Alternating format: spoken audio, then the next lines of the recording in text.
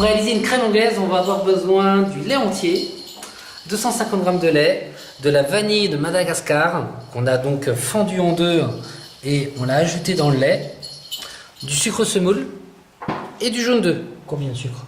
50 g. Et du jaune, il y a 40 g de jaune. Donc 40 g de jaune, ça représente 2 œufs. Dans un œuf, il y a 20 g de jaune et 30 g de blanc en moyenne. Voilà.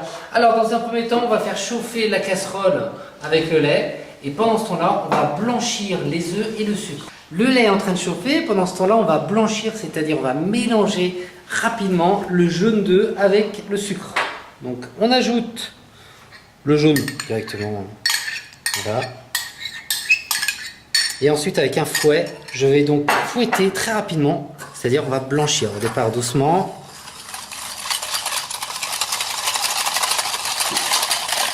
Une fois que le mélange est blanchi, on va détendre avec une partie du lait chaud.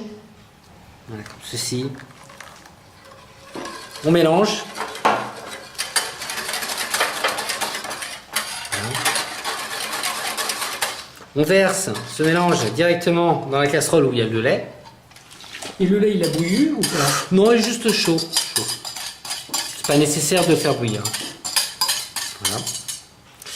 Voilà. Et à ce stade-là, on va cuire cette crème. On va la cuire jusqu'à un épaississement. Pour l'instant, la crème est complètement liquide. On la cuit jusqu'à temps que la crème atteigne 80-82 degrés ou qu'elle nappe la spatule. Ce qui est important, c'est toujours la remuer. On forme des 8. On voit que là il y a de la fumée, ça veut dire qu'on est déjà bien 70-75 degrés, donc on n'est pas loin, hein, donc il faut toujours faire attention. En clair, on maintient toujours le manche de la casserole de façon à la retirer à tout moment si besoin. Je retire un peu la casserole, mais ça continue de cuire.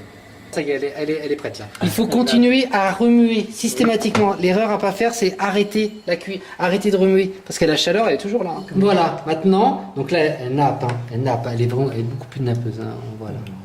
Avec les petits points de vanille, là c'est super joli. On va la transvider directement dans ce récipient et on va la laisser refroidir. Notre crème anglaise a refroidi.